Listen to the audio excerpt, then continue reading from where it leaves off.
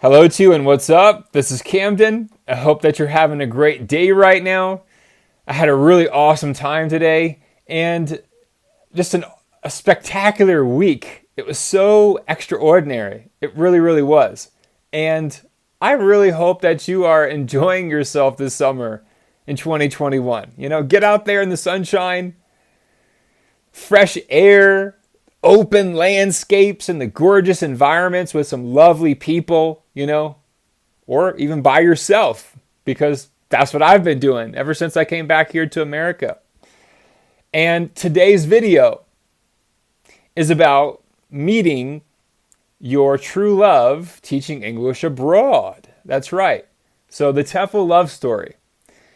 A lot of people have met their partners, their soulmates, their divine partners, their husbands, their wives, their boyfriends, their girlfriends, while teaching English abroad.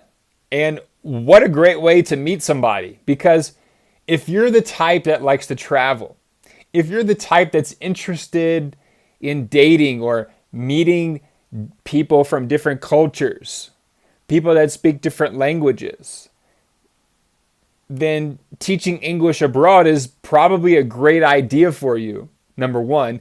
And number two, the likelihood that you will meet someone who could be a potential life partner, that percent is very, very high on the scale, because it happened to me. Happened to me my first week in Thailand, when I least expected it. And you know why it happened? Because I was living on my mission. I was fully confident with everything that I was doing. I was walking in faith. I wasn't looking for anyone. I wasn't even on the hunt at all. I was so, not wrapped up, but I was so concentrated and focused on what I was doing and enjoying the time by myself and enjoying the time with my projects and, being on the go. Like every 4 weeks, every 6 weeks, I was moving to a new place. And so I wasn't really looking to get involved with anyone. And then out of nowhere comes literally an angel from heaven. And it's not like there's this love at first sight. It's not like that always happens. It can happen. But when you're looking for someone that you would like to spend the rest of your life with, it goes way beyond physical attraction. It goes way beyond love at first sight and the romanticness, the romance. Yes, you can create the mentality of the honeymoon effect. And then there's times where you're going to be challenged, and you might fall out of reality with that honeymoon effect and get caught up with the stresses and frustrations of society and the day-to-day stress or whatever you're dealing with. And you're going to see the other side of that person in ways that are quite different from the first 3 weeks. And you probably already know this. So there's no perfect partner out there. Remember that. There's no perfect partner. However, there is communication. And if you really truly love and care about someone and looking to grow with someone and have the willpower to commit yourself to someone, because, if you're not willing to commit yourself to someone, then it's, in my opinion, not really fair. And I'm speaking from firsthand experience because I've been on both sides of the equation on this. It's not really fair to get someone emotionally and physically involved with yourself if you're not really looking to build a future with that person. So there's got to be a lot of honest communication from the get-go. And I'm not sure about what type of person you are, but I know that even from high school, and especially as I got into college, whenever I would meet someone for the first time, and within the first 5 minutes, after a few questions, I'm like, could I really, take this person out? Could I bring this person back to my home, to meet my family? Could I marry this person? Could I see this person every day for the rest of my life? These kinds of questions would go through my head. So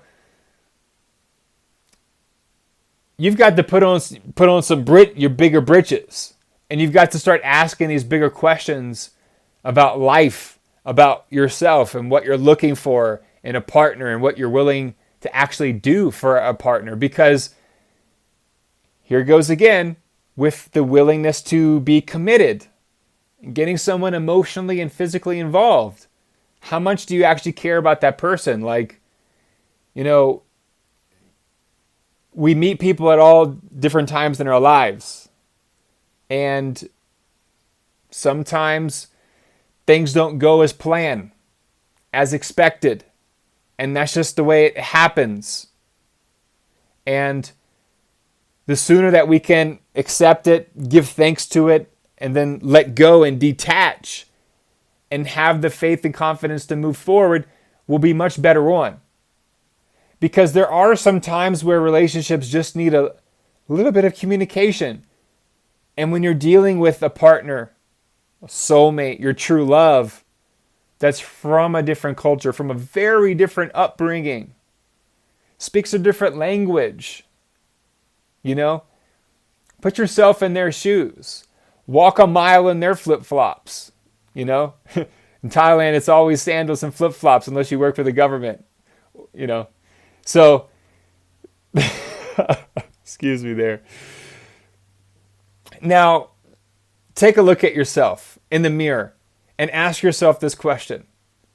What language do I have a high interest in learning? Because also, what kind of food do I really love to eat? If you love sushi and you enjoy samurai culture and anime films, then probably looking for English teaching jobs in Japan would be a wonderful fit for you. You got all three in one. Language, food, culture, history, architecture, and perhaps you're looking to go to Thailand, where it's a predominantly Buddhist nation. Lots of temples, elephants, beautiful beaches, coastlines, rugged mountain landscapes up in the northern parts near Myanmar, Burma. The Golden Triangle, right? Also, you got the urban hustle and bustle of Bangkok. You have the whole entire rural area of Isan, the northeast of Thailand, which in my opinion is like the essence of Thailand, because it's all those farmers out there, because Thailand is still very much an agrarian society and depends upon their agricultural goods for their GDP. So,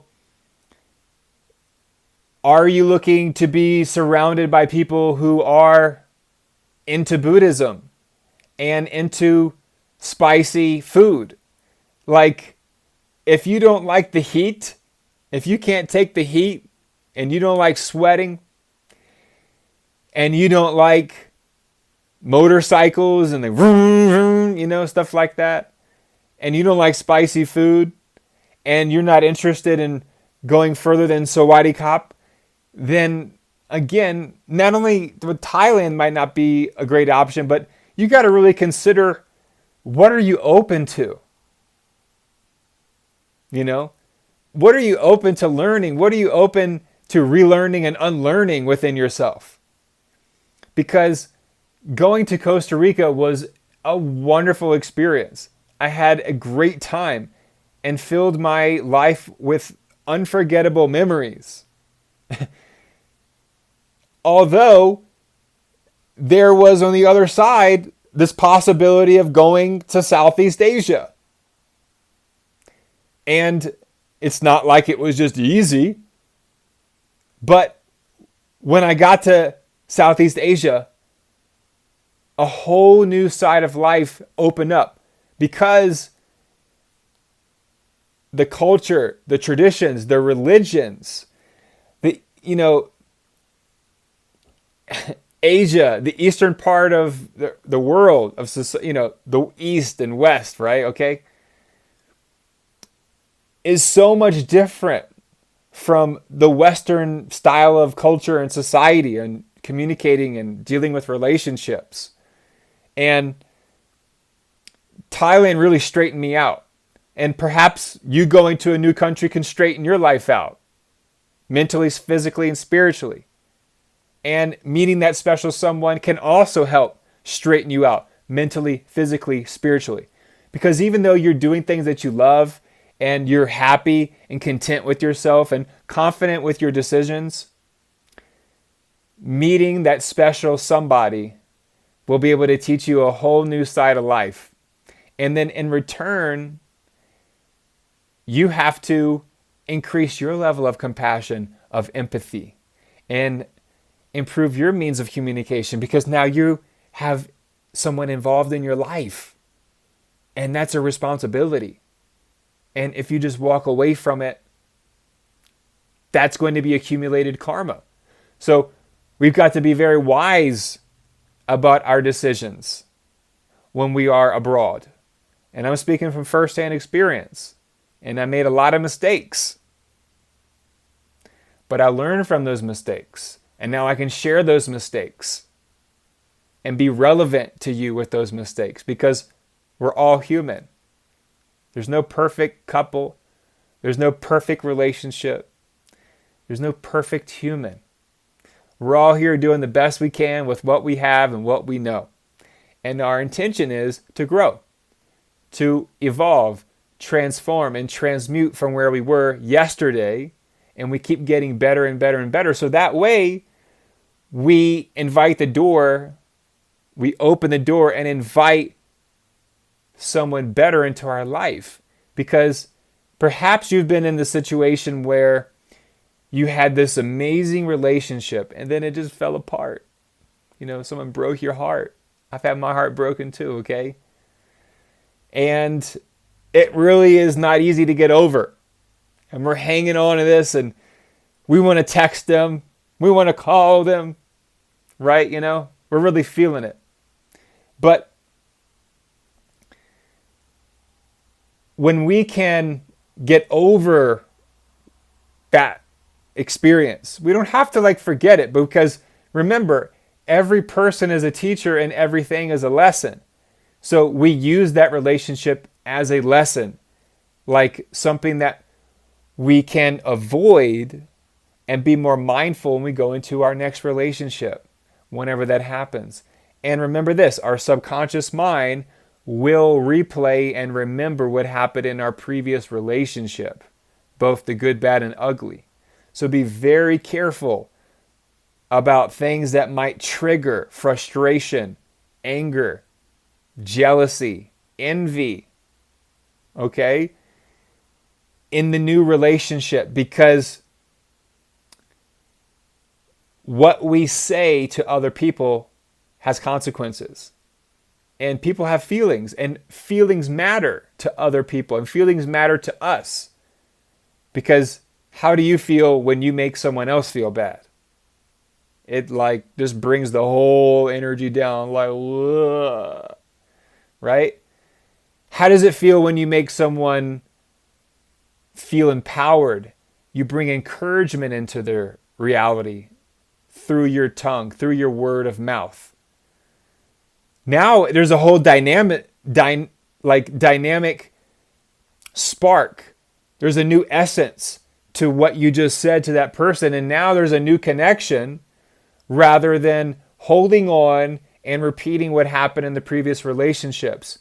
Allow that new flower to blossom, and allow that old tree to get eaten by the fungus. Let it recycle. Let it, do its thing. And again, everyone is a teacher and everything is a lesson.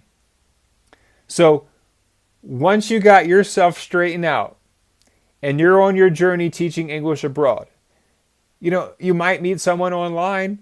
You might meet someone face to face.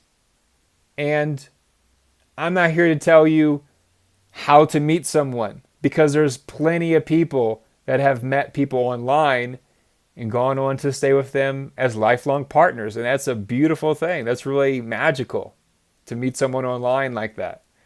And then there's also people that have met their future lifelong partner, wife, husband at a bar, at a temple, at a church, at the beach, walking on the street, at a school. Because I was actually at a school and Kim was at a school and we met at the same school. So don't rule out things that society say are taboo. If you love someone, then you love someone. There's a attraction there.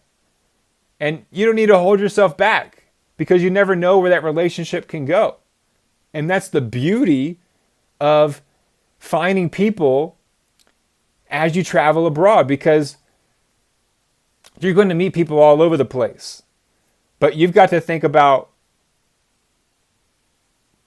what am I looking for in my partner? Is it loyalty? Is it beauty? Is it money? Is it wealth? Is it desire? Is it lustfulness? All these things run through our mind.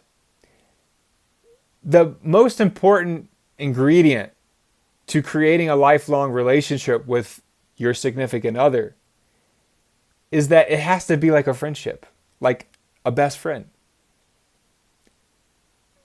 Someone that you're going to be with every single day. You're going to go to bed with them every single day. You're going to smell them. You're going to kiss them. You're going to eat with them. I need to jump in the shower. Hurry up. You've got to be really compatible with each other over the long term. And also you have to share similar goals and similar dreams. Like, it's not just about being open and willing to learn their language, to understand their culture and their customs and traditions, and to be willing to meet their family. I lived with Kim's family for a year and a half in the same house that her dad built with his own hands. And it was a challenging, wonderful, and life-transforming experience. And what's so cool about like the Buddhist culture and the Buddhist mentality is that her parents, like, I can count on one hand the times that they like knocked on our door and kind of opened it. Not barging in, but just, hey, I need something real quick, like a minor emergency.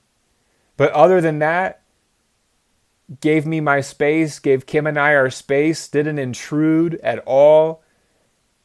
It was just like, that's what's so cool about, again, giving people their space. And that's what I learned about being in Southeast Asia, is like focusing on yourself is the most important focus that there is. And the most important conversation that you'll ever have with yourself is the conversation that you have with yourself. Because it's not about what other people are saying about you. It's not about what people think about you. It's only about what you think about yourself and what you say to yourself. Because how you think and how you say and speak to yourself is how you're going to project out to other people. And you're going to bring certain types of people into your life based upon your attitude, your thoughts, how you carry yourself. And are you doing things that you love to do? Are you doing things that make you happy? So that's why teaching English abroad can get you out of this rut. If you're working a job right now or doing something that doesn't make you happy, and you've been looking for someone for a long time and it hasn't happened, or you're looking for a meaningful career, you're looking to travel, to get out of where you're from.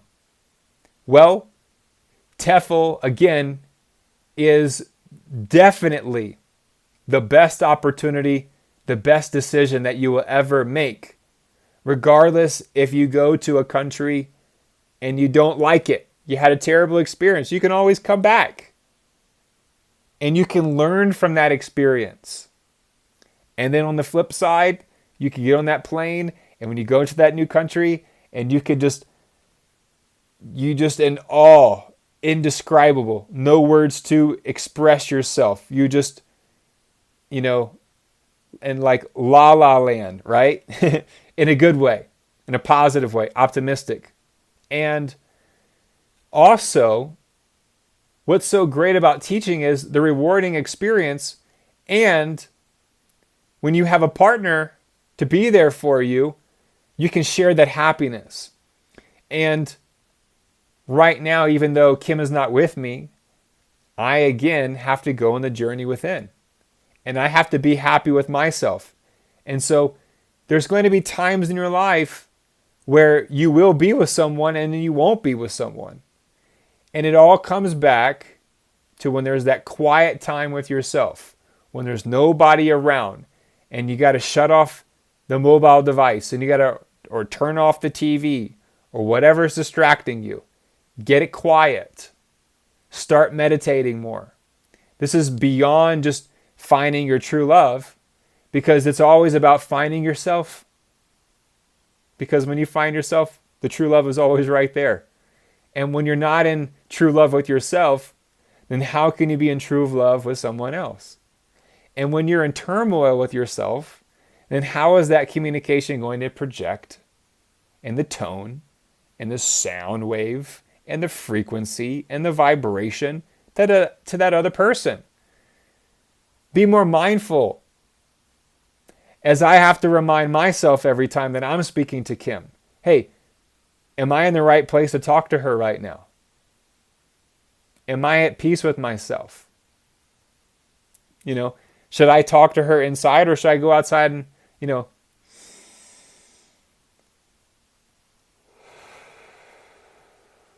let that air come right into my circulation and just open me up and make me feel so good?